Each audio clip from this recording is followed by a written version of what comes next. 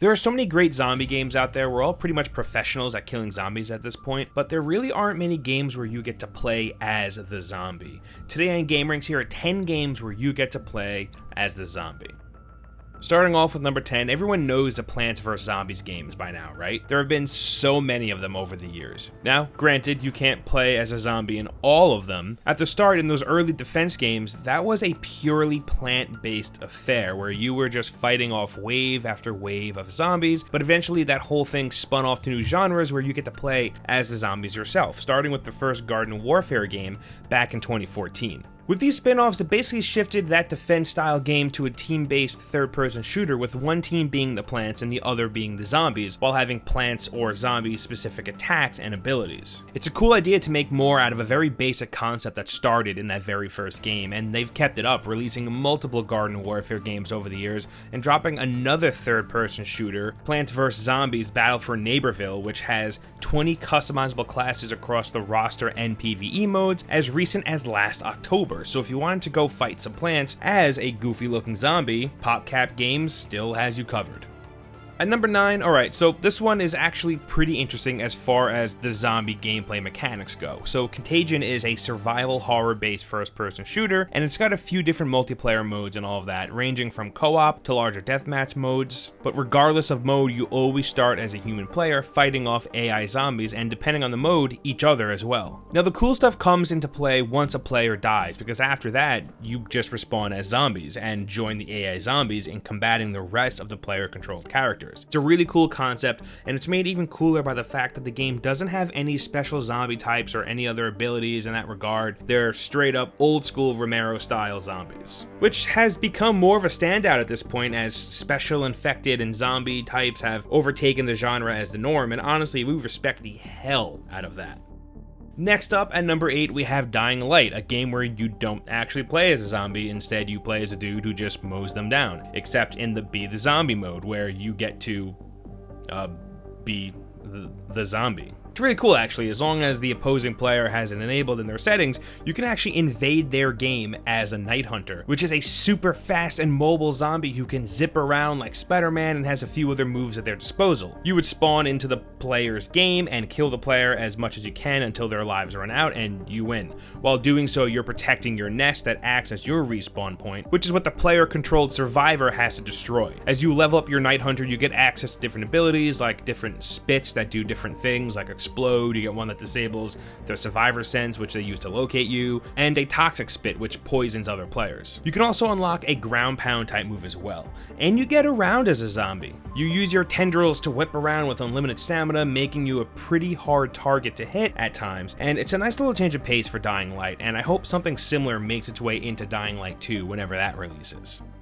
At number 7, we have the Dead Rising 4 Frank Rising DLC. Yes, the game where you spend your time mowing down hordes of zombies. You're now on the other end and you are the zombie. Frank gets bitten and infected and becomes a zombie, and you're trying to find a permanent cure so you can turn back. The military plans on bombing the city, so Frank has to rush to cure himself and save some survivors. It's actually pretty cool. You get a bunch of cool zombie powers, like you can vomit on people, you're a bit more agile and stronger, and seeing that you're a zombie, eating food has no effect on you, and you have to eat humans now. It's honestly a neat little twist to the Dead Rising series. You know, you've spent so much time killing zombies in other games as well, not just Dead Rising, so it's a nice change of pace to be on the other side, honestly. And Dead Rising, no surprise, makes it really fun.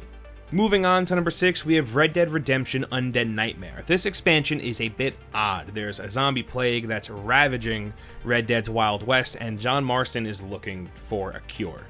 This expansion is awesome, dude. Not only are you running around shooting zombie cowboys, but Undead Nightmare also had that really cool Sasquatch mission as well, which is totally goofy, but like heartbreaking all at the same time. But we're here to talk about zombies. So for the whole game, you play as just normal John Marston. But, and quick spoiler warning here, if you want to end it, here you go, cut it off. I've given you more time to do so. There's your last chance. At the end of the game, John becomes infected and turns into a zombie, and you get to play as a zombie cowboy for a bit. They made him look extra gross and zombie-like too, and he just looks really cool. John Marston is awesome, zombies are awesome, so this is like double awesome, and it's Red Dead Redemption, so I guess it's like triple awesome, and sorry, I'm just kind of hyping out over here on my own. Hell yeah, man. Undead Nightmare is so cool. At number 5, we have Medieval Remastered. If If you couldn't guess from the title, this one is a pretty recent remaster of the PS1 action-adventure Medieval. In Medieval, you play as Sir Daniel Fortescue, known as the hero of Gallowmere, after tales of his glorious death defeating an evil sorcerer who had tried to overtake the kingdom with his army of the undead, or, you know, so the story went anyway.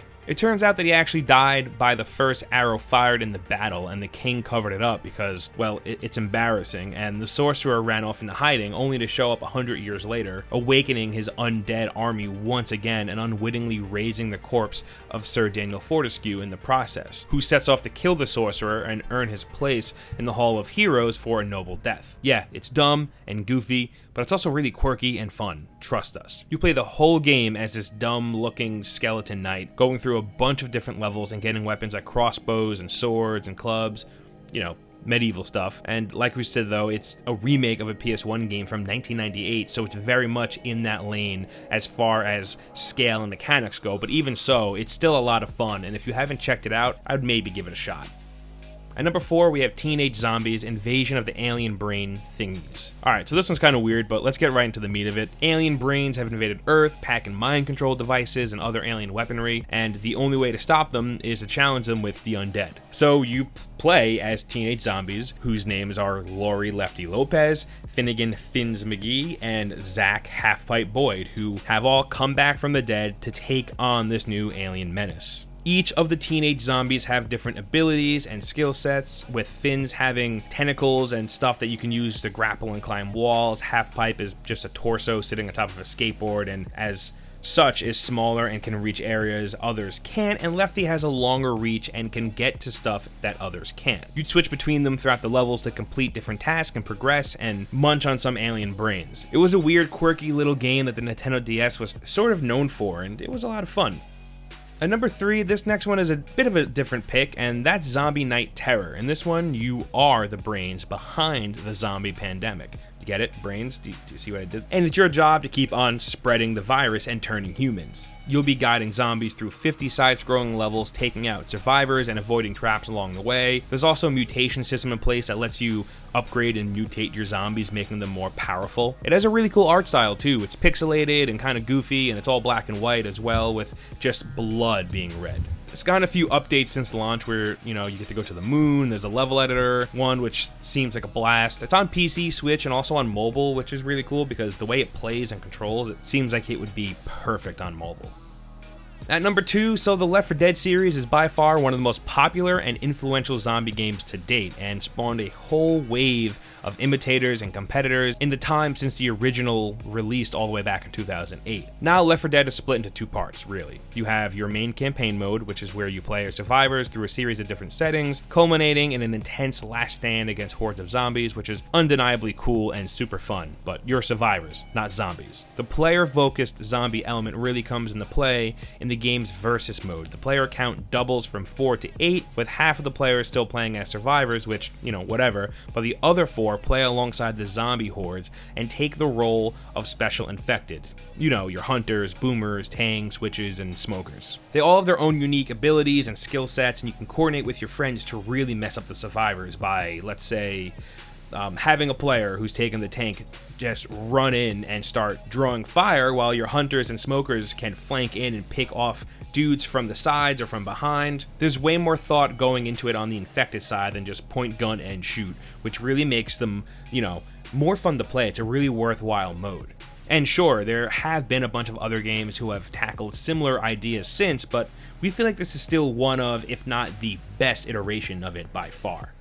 Finally, at number 1, we have Stubbs the Zombie, where you don't play as a zombie, but you play as the zombie. I'm sorry, I'm not, my zombie jokes aren't great. But yeah, you play as Stubbs, an undead salesman who was murdered by his girlfriend's father and wakes up 26 years later to wreak havoc on the city of Punch Bowl. And Stubbs wreaking havoc is a lot of fun. You run around the city attacking citizens and turning them into zombies, adding them to your zombie army, turning citizens into zombies, and then having them turn more citizens into more zombies. It's a really cool gameplay mechanic, and it gets pretty hectic. You can have a small handful of them follow you around, and then you can send bigger hordes of them off into any direction you want, you know, just to ruin everything, really. It's actually a really good time, and is now very much a game, like, out of time. I feel like they don't make silly, goofy games like this as much as they used to, which is a bummer, because they were always a lot of fun, and really, Stubbs is no different.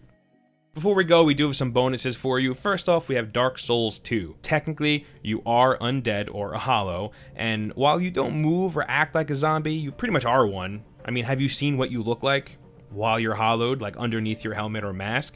It's not a pretty sight, so zombie by technicality. Then we have Shadow of Mordor, another zombie by technicality type situation. After Talion's death, he's fused with Celebrimbor and is a wraith of sorts and can't really die, so undead, so zombie. Right? I think that's how that works. The math checks out. Then we have Killing Floor 2. Yeah, it's a game about killing zombies, but there is a game mode where you get to play as zombies, or Zeds. You're able to take on one of 11 different types of zombies and go up against the usual gun-wielding player, and it's really cool. And those are 10 games where you get to play as a zombie, but we want to hear from you, so meet us down in the comments and let us know what you think. As I'm sure you already know, hitting that like button really helps us out, and if you're new here, subscribing is a good idea because we put up videos like this every single day. As always, thank you for stopping by to hang out with us. We really appreciate it, and we'll see you next time right here on Gameranx.